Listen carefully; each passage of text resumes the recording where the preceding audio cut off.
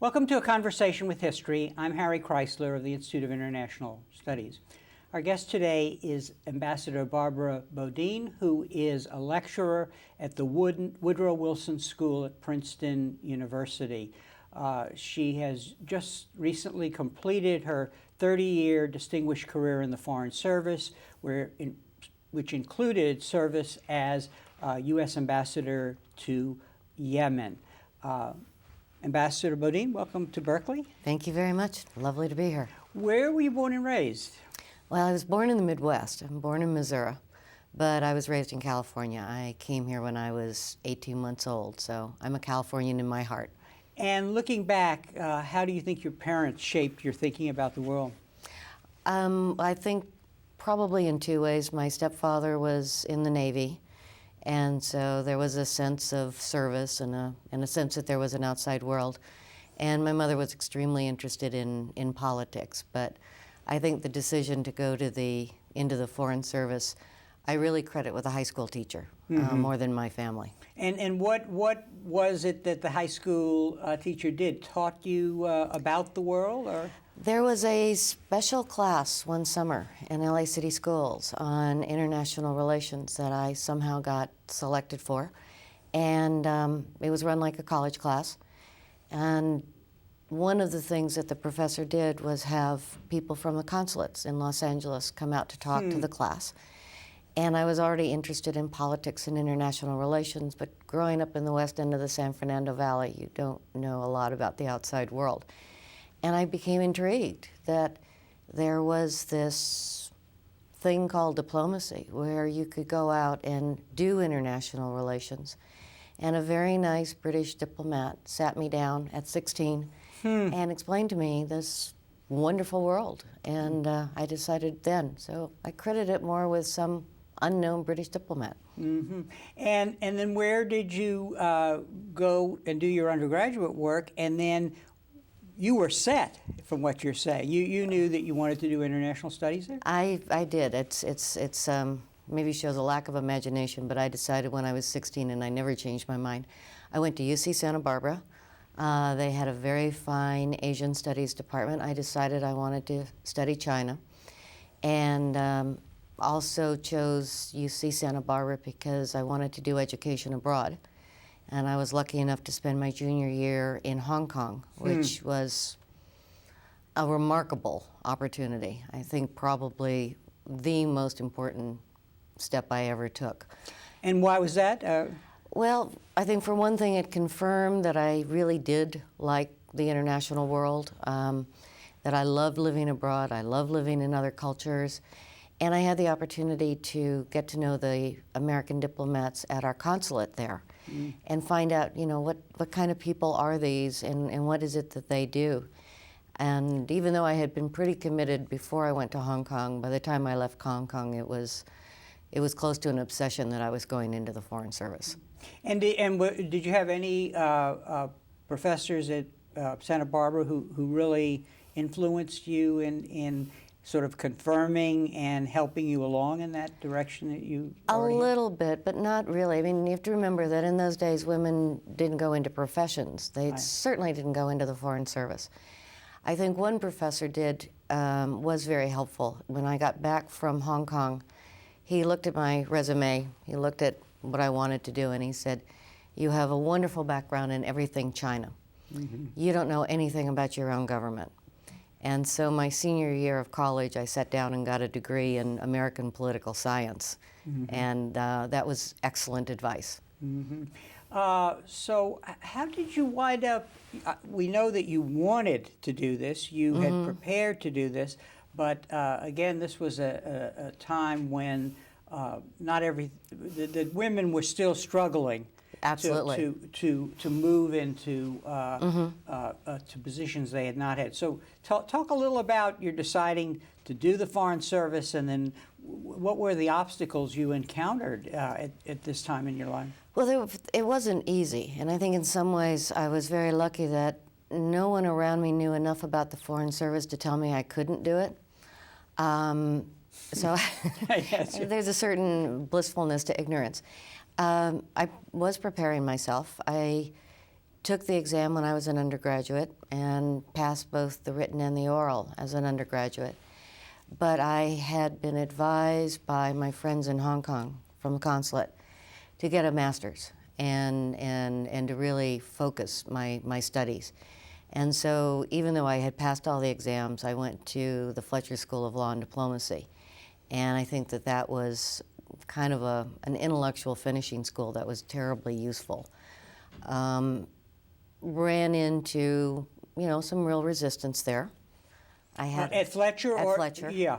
At Fletcher. And my faculty advisor, for example, told me on the first day he met me that he had never met a woman graduate student above the B+. Hello, very nice to meet you, and besides that, you're a B student. But there were enough people around who said, no, continue to do this. It wasn't easy in the beginning. The service was only beginning to open up to women. But it is, I was single-minded about it and just never really, there was incoming fire, but I just kept going forward. Before we pick up your career in a few minutes, let's talk about being a diplomat and being in the Foreign Service. What does it take to do that? What are the skills involved in terms of preparation? But what are the attributes you have to do it well? Yeah, I think it's more attributes than particular skills, and I try to dissuade students from thinking that there's a set academic course that you can take. The two primary skills that you need to be able to write well. You absolutely need good writing skills, and without that, you're not going to be able to do the job. Interestingly, you also need very strong people skills. And I think this is one of the things that distinguishes the Foreign Service and diplomacy, is that you have to be enough of if you want, an introvert to be a very good analyst and a very good writer, and enough of an extrovert to be able to deal with a broad range of personalities, gather their support, their trust, so that they will talk to you. So it's an odd balance between these two. You need a passion for the job, and I think the diplomats who are the most successful are those for whom it's a deep personal commitment, almost a calling, and a passion. I mean, at the end of the day, you have to see the constant moving around, the living in very difficult circumstances, the bureaucratic frustrations, to be honest. And if you can't sort of see this as part of the job and something that you're going to enjoy, then you're not going to do it well. And I think for every profession, you have to have a sense of humor. Yeah. As someone said, if you can't look adversity and absurdity, particularly absurdity, in the face and laugh, you probably can't do it. On this extrovert dimension, it has to link up, I guess, with this analyst dimension. Right. And you have to have your ear to the ground, basically. Once you're in a setting, be able to sort of grapple with very different cultures and talk to all kinds of people. All kinds of people. Yeah. Often people, and sometimes people you don't like. But I think you touched on an important point. You have to be able to listen. Your job as a diplomat is not to go in and lecture and talk at, but to really listen and listen very hard to what you're hearing and why you're hearing it. Not just the words, but what's the message. And understand the context in which it is being said. If you just go in and talk to a couple of government ministers and get I think Ross Perot many years ago said that we could be replaced by fax machines. He would say something. He would say something like that. Yeah. And if you think our job is simply to deliver a message and get back a canned message, then he would be right. But our job, we're interpreters. And it's not just a word interpretation, it's a cultural, political, what's underneath interpretation. And a good diplomat does not spend their time in their office. They're out, they're around. They're not just talking to government ministers. And so you really have to get into where you are without ever losing sight of the fact that you are representing the United States. And so you're not a cultural anthropologist in that sense, where your job is only to understand that culture, but to be able to move back and forth between your own and theirs. And you have, there must be some aspect of the role that's like a broker, and by that I mean you're finding out what's going on.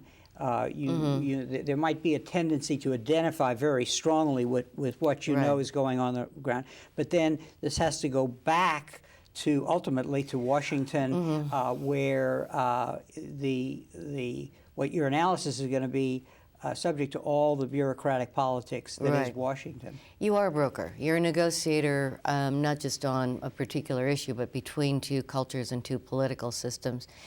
You have to be credible enough as the American diplomat with the host government and host society that they know who you're representing and why. And credible enough with Washington that you understand where you are. If you become an advocate for the host government and the host society, you're probably going to lose your credibility in Washington.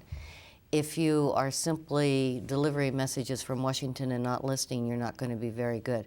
So you have to have that ability to move back and forth and be equally credible to both. Never losing sight of who you represent, but understanding what your job is. And yes, sometimes you do also have to go into the host government and say, we don't agree, this doesn't make sense. And I think candor is a particularly important quality. When I went to Yemen, I remember my very first meeting with the president there, and I told him openly, up front, that he might not always agree or like what I said, but that I would never lie to him.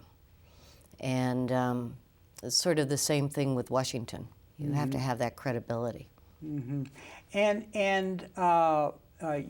you, in your distinguished career, were involved in the programs that train Foreign Service officers. Yes. I don't remember exactly the role that you had, but I'm curious because has the Foreign Service changed a lot in the course of your career, and has what the training has to involve changed? I think in some ways it has.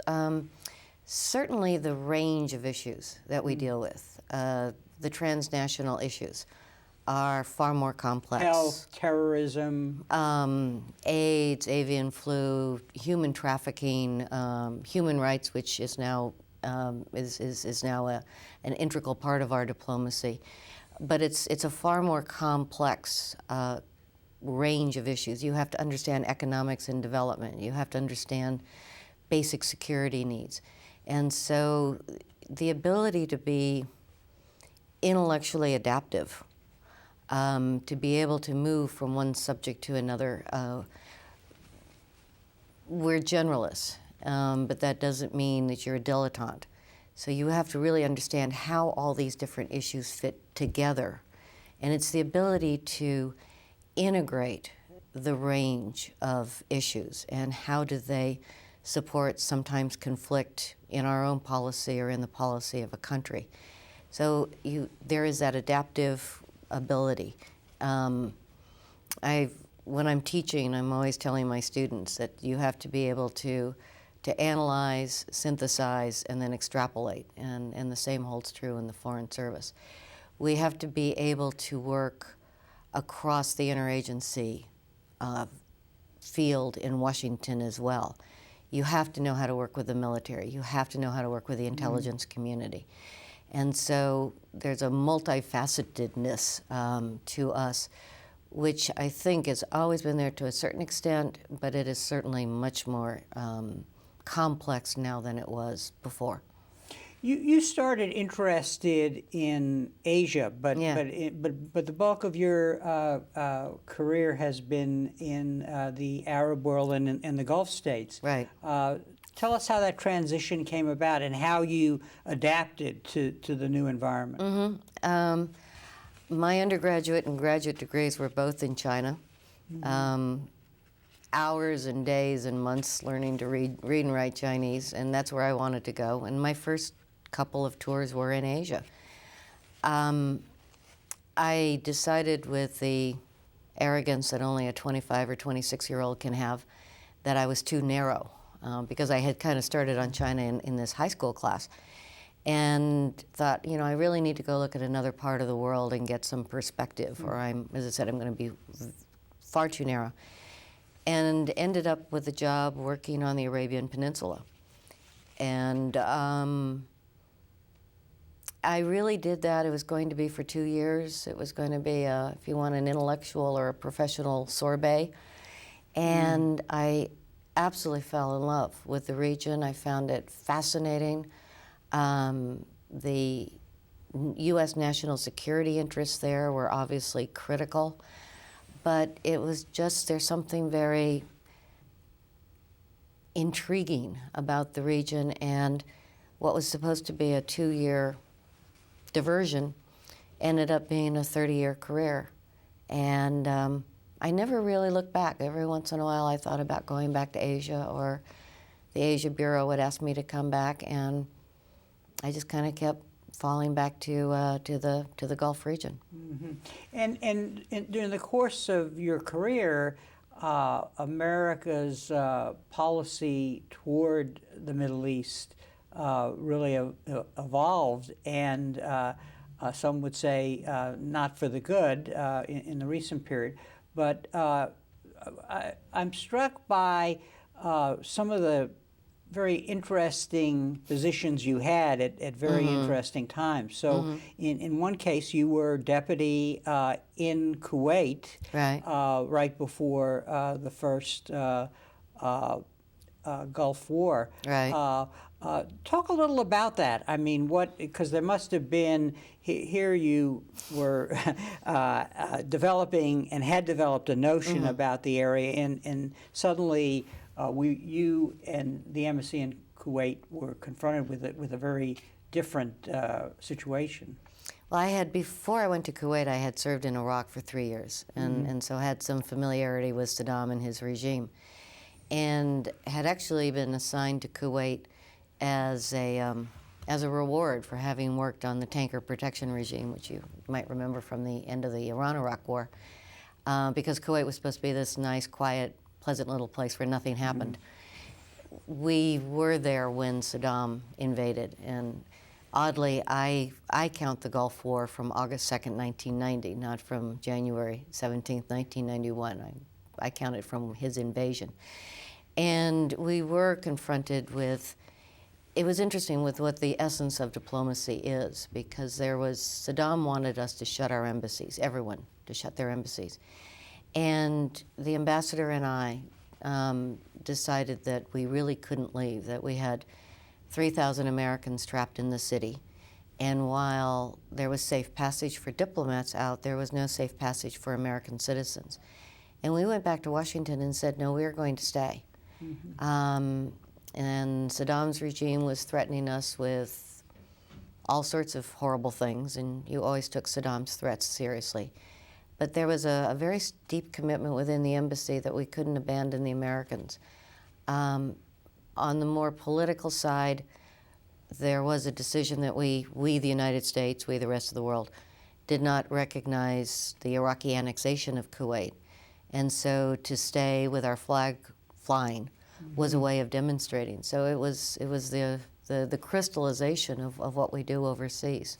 Now, in an earlier period, and you talked about this yesterday at a seminar at the Institute, the whole question of Saddam's signaling about what his intentions were, and there was an interesting play here between what you were seeing in the course of the buildup prior to the war and what was being said and thought in Washington, which kind of is a revealing, I think, example of what you were talking about earlier, namely knowing what's going on but having to communicate it back to Washington. Well, for one thing, we were the conventional wisdom in Washington was that Saddam was simply rattling his sword, and the Iraqis had done this over the decades. We sat down, to be honest, I sat down and analyzed what Iraq had done prior to the invasion of Iran, and then what Iraq had been doing for the previous 6 months. And we came to the conclusion that Saddam was going to invade. And we sent what I thought, a very well-written cable off to Washington explaining this. And Washington's analysis was, no, that this is just saber rattling and we don't need to worry about it. There was, I think a lot of people still hold this belief that our ambassador in Baghdad signaled to Saddam that we didn't either care about what he did in Kuwait or wouldn't take any action.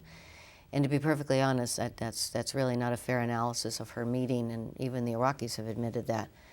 But we did have an assistant secretary who in Washington, who in a hearing with the House International Relations Committee, chaired at that time by Lee Hamilton, who we all know from the 9/11 report, who asked our assistant secretary, do we have a defense agreement, understanding anything with Kuwait?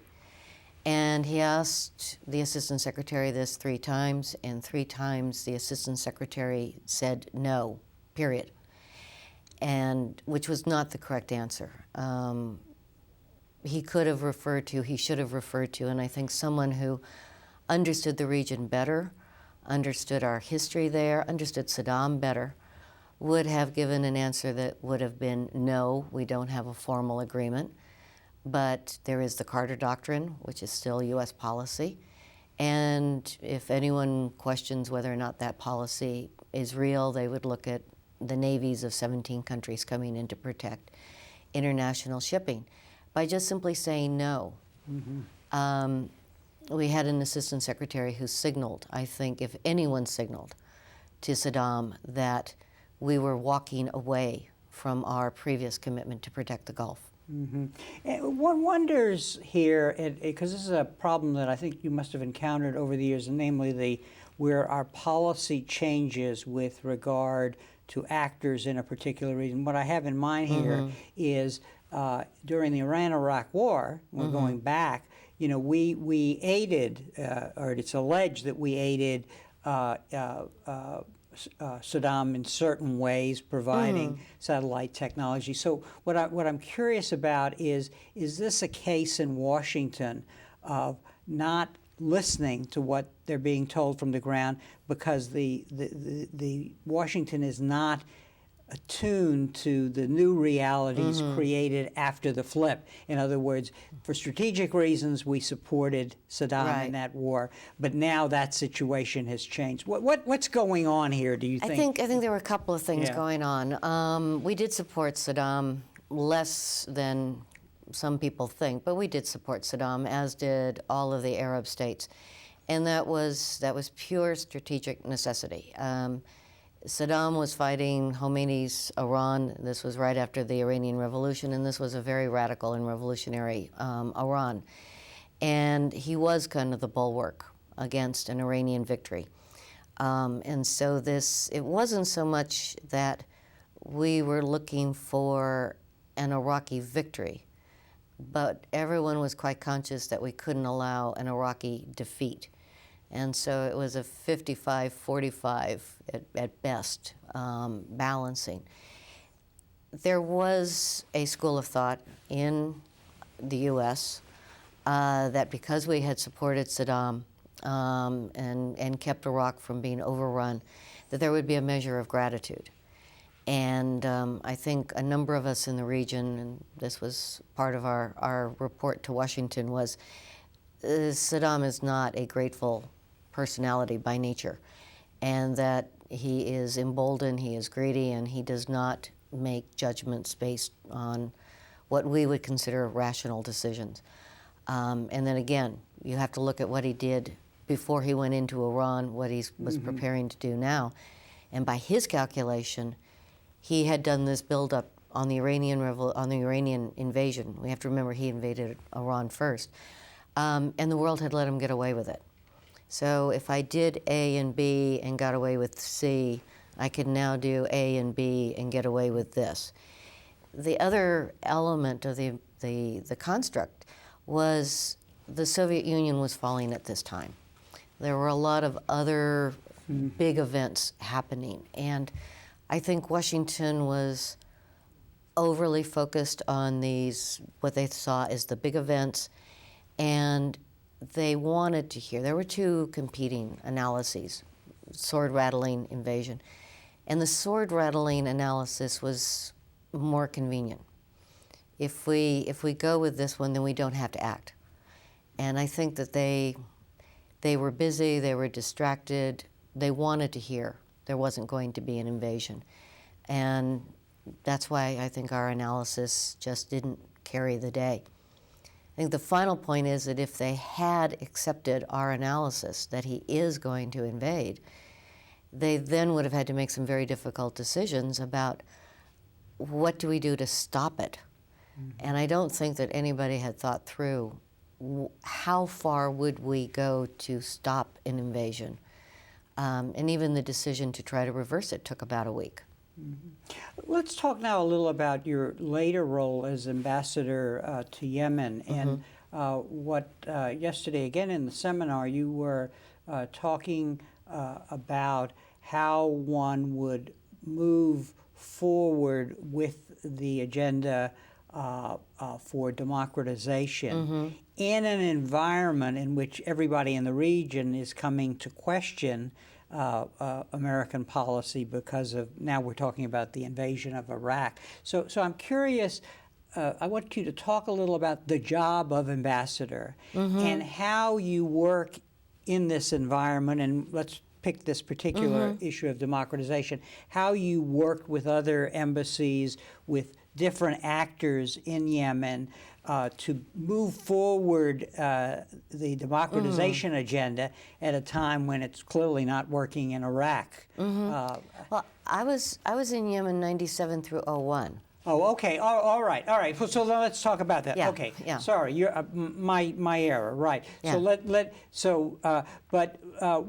let me ask you the question this way. Then was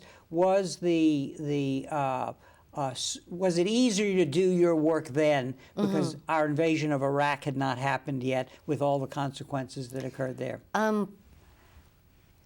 It probably it was easier than it would have been in 2003. But while there has been there was enormous popular resistance in the region to the Iraq invasion of 03. And still, I think even within the governing structures in a lot of these states, what you need to, and this is what a diplomat does, is that you have to have a depth and a complexity to relationships so that one issue doesn't drive the entire process. I do think that the way that the current administration has gone about democratization has probably made it as difficult as what happens in Iraq specifically.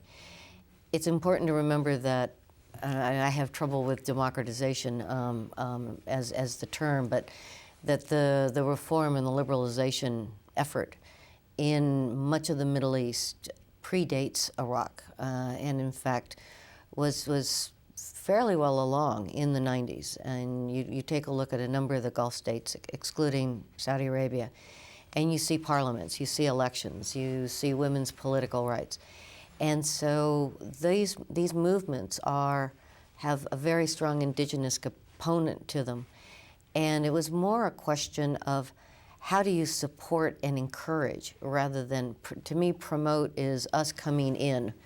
And supporting, encouraging is finding the indigenous players and finding out what are their priorities, where do they see the best avenues to move forward, and then figuring out how to help.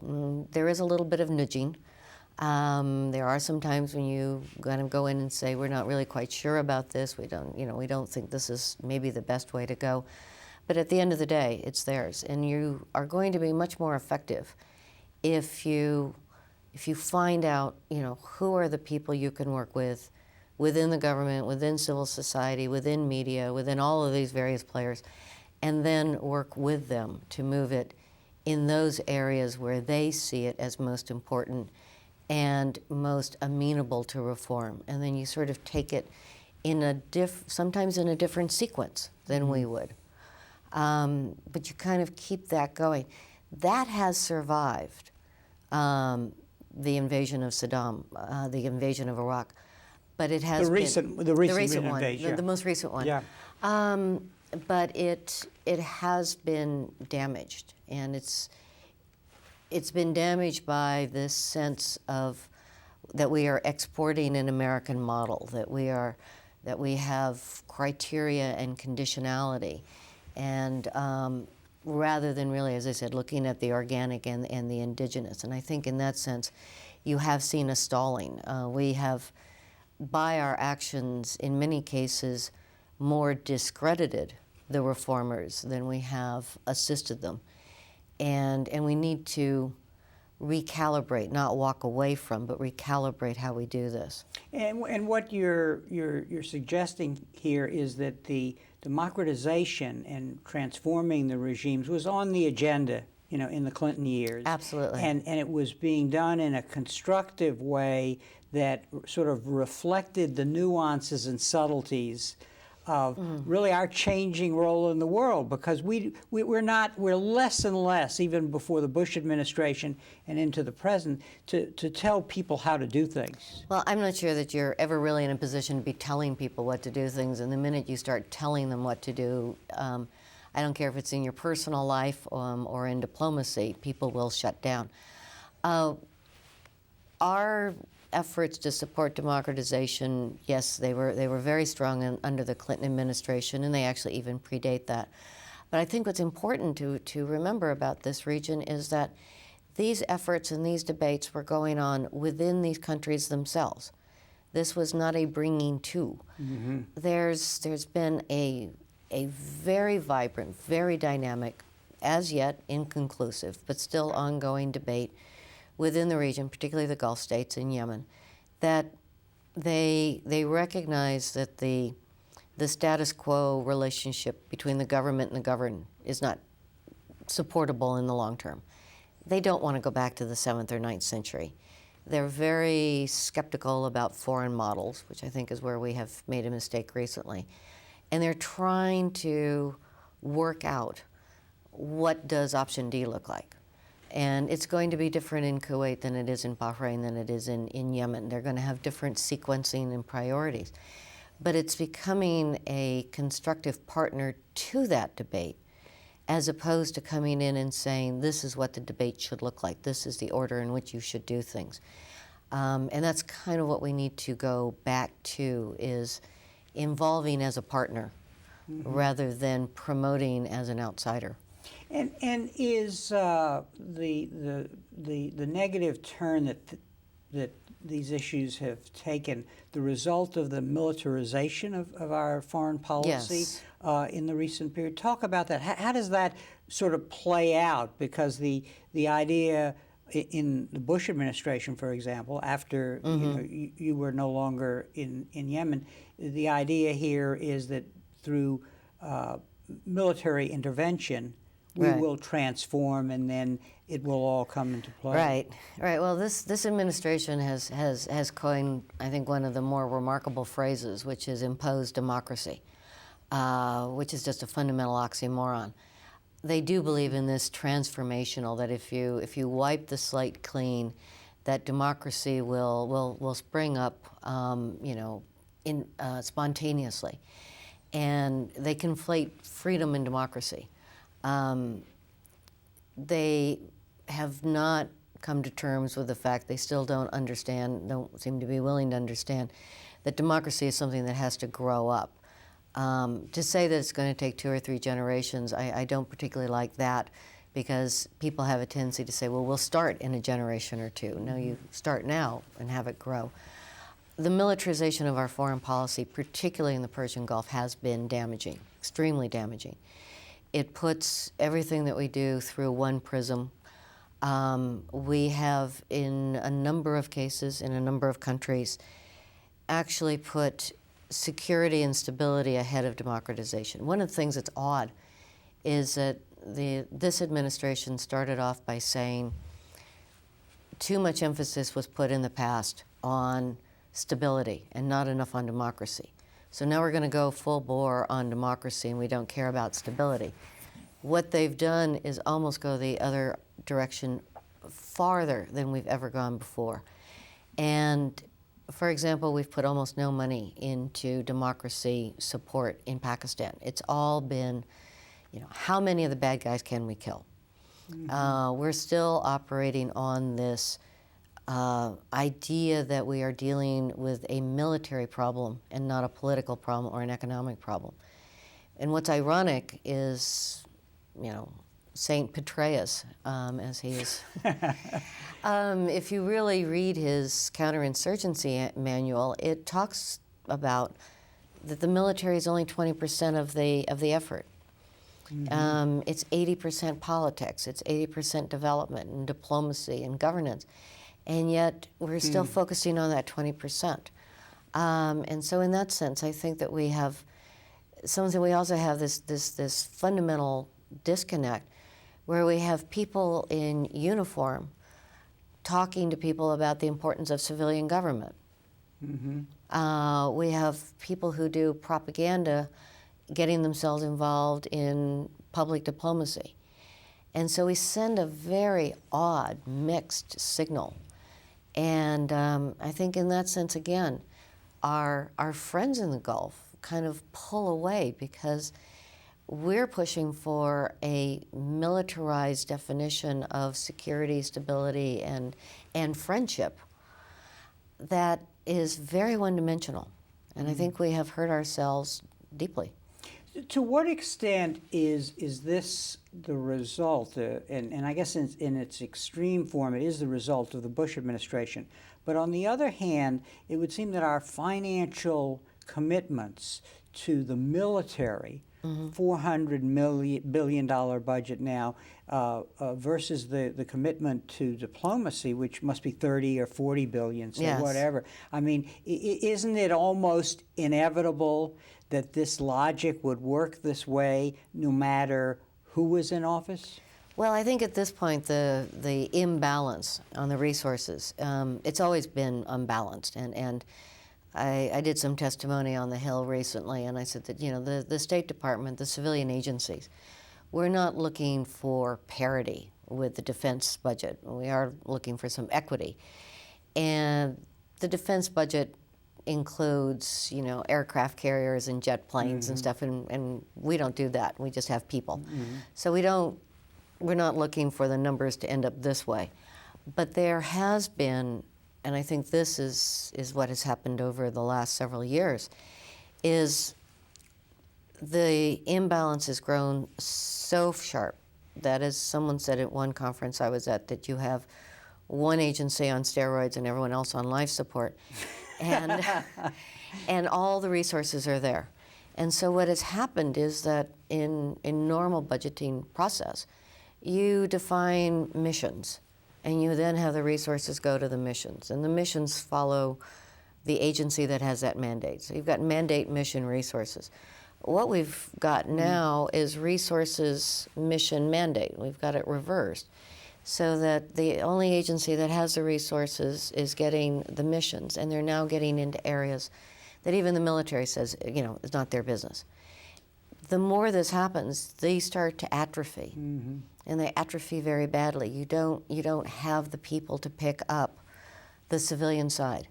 And I think any new president, the new president is going to have to decide if he or she wants to continue with this unitary cabinet approach to foreign policy, or do we really want to balance it more? And if they're going to do that, they need to not only move resources back to the civilian side, they have to move the missions and mandates. And that's going to take a while to do. A lot of retraining that's going to happen, a lot of shifting. I think the military would actually prefer it. I'm not sure that, and I think Secretary Gates understands this better than anybody. He has given all the kinds of speeches that you would want the Secretary of State to be giving. The way this change has come about, obviously as a result of the 9/11 attack, but the important formula here, if we can call it that, was the notion of a war on terrorism. Right. I'm curious as to how terrorism came on your agenda, and I know I'm talking about the span of your career, right? From seeing it as the State Department must have been seeing it as a problem, one Absolutely. of many transitional problems, and somehow there was a leap over time made as we began perceiving these attacks, where it became more significant until the point after 9/11 where it became the end-all and be-all. Talk a little about how it came on your radar screen. Well, I think terrorism certainly is something that those of us who have lived and worked in the Middle East, we've always been dealing with this. We just had I think the 25th anniversary of the bombing of our embassy in Beirut. So this has been an ongoing issue, and one that the U.S. government's been aware of and involved in. I was a coordinator for counterterrorism in the early 90s. And as coordinator, that was coordinator of the interagency. That was the military, the intelligence, law enforcement, and diplomacy. And we saw it as an international problem. You know, it was not Islamic terrorism solely or mostly. We had the Ba'ath separatists, we had the IRA, we had Sendero Luminoso, that it was an international problem, and that we needed international partners, and we also needed a broad range of tools from the U.S. government. We very specifically worked to criminalize terrorism, to take away their hero status and say, no, these are thugs. That hijacking is hijacking, murder is murder, kidnapping is kidnapping, and you can't wrap it up in a pretty political package and get away with it. And we were actually very successful. If you look at the number of terrorist incidents and their lethality up to 9/11, the numbers were going down dramatically. And I think that we really did have the right approach. We saw terrorism as a tool used by thugs for a political purpose, but we weren't going to give them that validation. When 9/11 happened and it was referred to as the war on terrorism, my first thought, this was a rhetorical flourish. It was sort of saying, you know, crime doesn't have the same impact in a headline. The administration did choose to see it as a war, and they explicitly dismissed using intelligence, using law enforcement, using diplomacy as a tool to get at it. As any number of people have said, terrorism and terror are tools. They're not an ideology. It's not a movement.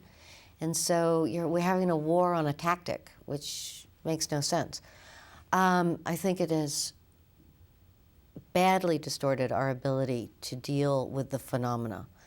A famous quote from Rumsfeld about, you know, are we killing them faster than the madrasas are producing them? And the answer to that, Mr. Rumsfeld, is we will never be able to kill them faster. You need to get ahead of the curve.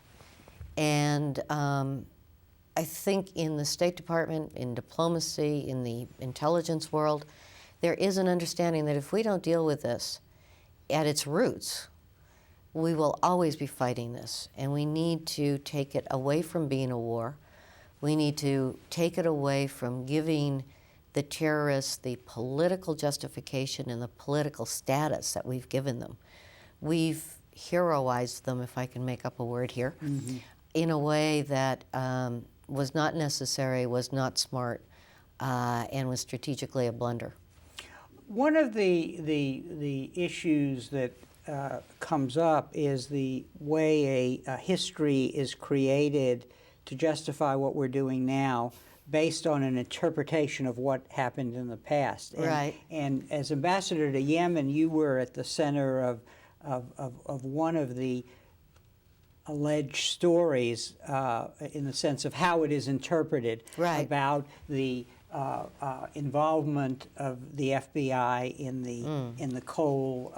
Right. The Cole was based in Yemen. There was an Al-Qaeda attack. The Yes. FBI came. Talk a little about that, because there's several things going on. One is it could be that we're distorting the story, but secondly, it involves this question of, you know, criminal investigation, moving into the area of terrorism as a global Right. phenomenon, moving into the area of your duty and responsibility as an ambassador Right. to be sensitive to the position of the government you're dealing without becoming necessarily its supporter. Yeah, or its advocate. Yeah, Yeah, there's been I think a lot of misunderstanding about what happened after the Cole. The Cole was it was a terrorist attack. It was by Al-Qaeda. It was the first time, and I think so far the last time, that we've actually had a boat bomb. And what happened in the aftermath was less than the story in some ways. It was actually much less than the story in some ways. The real issue that came up in, particularly between me and one senior FBI agent, was not one of trying to undermine the investigation or thwart the investigation or becoming an advocate for the Yemenis. It really was, at its very simplest, a chain of command issue. And the gentleman in question, I remember him coming into my office, visibly armed, by the way, and announcing, and like having a large man with a gun walk into your office and say, "Hi, I'm in charge." And I was not armed. And explaining to him that no, he was in charge of the investigation. He wasn't in charge of everything that we were doing. And we had, and this does really get to the role of an ambassador and the role of diplomacy in all of this. And has been explained, is that we really had 4 missions, and they were very explicit. We had them on signs all over the place. It was to recover the ship and the crew, obviously a critical mission. Protection of the Americans who had come in. We had gone from 0 Americans in Aden port to 300. A joint investigation between the Yemenis and the Americans, and the maintenance of the bilateral relationship. And the misunderstanding has been that I was somehow focused on the 4th one to the detriment of the other 3, or at least the investigation. Only if you see those sequentially, you know, does that make any sense. And my response at the time was, I have 3 missions and 1 specific mandate. Those missions have to move forward simultaneously. We have to recover the ship and the crew, but the way we recover the ship and the crew can't jeopardize the investigation. It's a crime scene, forensics. At the same time, we can't let the investigation get in the way of the basic human need to recover those remains. And at the end of the day, if you're not providing protection for everybody, it can't go forward. What I was explaining, and I think this is, again, the essence of diplomacy, is that the maintenance of the bilateral relationship was the matrix within which the rest of this happened. It wasn't an end in itself. It wasn't, let's do this and make those others wait. If you didn't have the relationship, then you couldn't tackle the problems, the misunderstandings, the obstacles, the resistance, and there were problems on all 3 of those. Those 3 couldn't move forward if you didn't have this stronger relationship. And a good diplomatic relationship is not one, diplomats, our job is not to make people happy, you know? Well, that's not our job. Our job is to have a candid, open relationship that has the strength that when you hit a problem, you can go in and you can have that conversation. And you can say, look, we're getting resistance on cooperation here. I need your help, Mr. President. I need your help, Mr. Prime Minister. That I can go into the head of Yemeni security and say, your president has pledged cooperation, and I'm not getting it. How do we get this fixed? It also means that I have to be able to go into the FBI sometimes and say, what you're asking for is not reasonable. Or it doesn't make any sense to me, and if it doesn't make any sense to me as to why you want this, I can't explain it to the Yemenis. But that is part of my job. And the other issue, the other debate we had with the FBI was that, look, I don't know how to do a criminal investigation. This is before CSI was on TV, so none of us were amateur forensic scientists. And I said, I'm not telling you how to do your investigation. I can help you understand how to operate in Yemen so that you will be the most effective. If you tell me what your goal is, and I'll help tell you how to get there. If you try to do this goal this way, you're going to fail. Mm-hmm. But if you do it this way, you're liable to be successful. So let me help you do your job. Let me manage the government. Let me manage the press so that you can then do your job as the investigator. But that's my job, is to make this thing happen. And that was the disconnect that we never got past, and I want to make the point, with one individual. With the rest of the FBI, with the hundreds of agents who came through in the course of the 10 months that I was there, we did have this understanding. We did understand that they had a role, they had a mission, they had tools. My job was to make it work, to intervene and intercede when necessary, to back off when it was useful. But that was the essence of that. As you tell the story, and again, we're talking about a historical account that has been misinterpreted, but it's interesting. It strikes me that part of the problem with making diplomacy as important as it should be is that the events of 9/11 and the history that's created to go back and explain how we got there is one where the ticking bomb scenario prevails. Yeah. Namely that everything related to these issues has to be perceived as if the country is Jack Bauer, and the bomb is about to go off and so on. Right. But what the thrust of all that you've been saying is that these problems are long-term. They require a multifaceted solution, so that obviously you want to be able to do something if there is a ticking bomb, but maybe there isn't a ticking bomb. And in fact, there won't be ticking bombs in the future if you deal with these problems in a multifaceted way that includes diplomacy. You have to have the diplomacy. And I can't remember if it was the commandant of West Point Military Academy or somebody from the Chief of Staff of the Army who actually got on a plane and went to Hollywood and asked the producers of 24 to stop glorifying torture, and that the ticking bomb scenario was a highly remote scenario, that if you really were going to get at the ticking bomb, you needed intelligence services, you needed good law enforcement, you needed good diplomacy to either keep the situation from happening or deal with it afterward. And that if you just focused on, the Jack Bauer approach, you were never going to get ahead of the problem. In fact, you probably weren't even going to get ahead of the ticking bomb.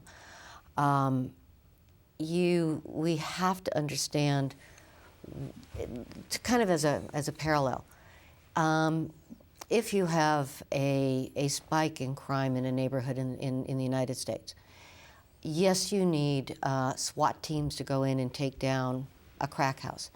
You need to increase maybe the number of patrolmen on the street.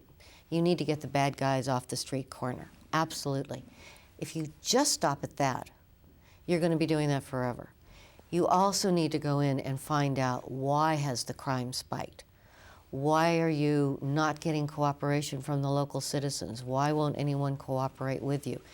How do you then walk it back so that you're not just getting this year's bad guys off the street, but you're keeping that next generation from coming out of junior high and high school and becoming the next generation of gang leaders? So that's the parallel that I would put on it. What do you think will be the long-term consequences for the Foreign Service of this recent period of U.S. foreign policy? What is your greatest concern about the Foreign Service now? And then how do you see us moving beyond your concerns and dealing with the problems you're raising? A concern that I have, and a number of my colleagues of my generation, who do remember when diplomacy was an equal arrow in the quiver, where this balance of interagency players worked, and where the interagency decision-making process worked. And it has been perverted and subverted very badly in the last 7 years. We know how it used to work, and that it can work. Imperfectly, but it worked. I think our concern is that you now have a generation of diplomats and military officers and others, but talk about diplomats, who really don't remember how it can be. You know, if we've had 8 years. And so we now have officers who are almost mid-rank, who have been in the service as long as I was when I went to Baghdad as the Deputy Chief of Mission, who don't know anything else. And there's a concern that new president, new Secretary of State, reaffirmation of the role of diplomacy, all of these things happen that I'm talking about, and that diplomats don't know how to pick it up. Mm-hmm. That we've lost the ability to lead. We've stopped thinking of ourselves as the formulators and implementers of foreign policy, and we've lost the concept of foreign policy as this broad range of issues. And part of this is going to be a retraining process. We need to remember who we are, and we need a Secretary of State who is clearly the President's chief advisor. We need an interagency process that is open and transparent. And then we need to remind and retrain and relearn our diplomats on what their role is. You were asking me at the beginning what were some of the core competencies. Mm-hmm. And one of them is risk-taking. One of them is the ability and the willingness to make hard decisions, to make a decision knowing that somebody's not going to like it, and being able to hold to it. And that doesn't mean being a little dictator, but it does mean at the end of the day that the ambassador is the decider. The Foreign Service is the ultimate foreign policy formulator. And being willing and able and knowing that you have the backing to make the hard decisions when you need to make them, that mistakes you have to be accountable for mistakes, but that you won't be sacrificed for making an unpopular decision. Mm-hmm.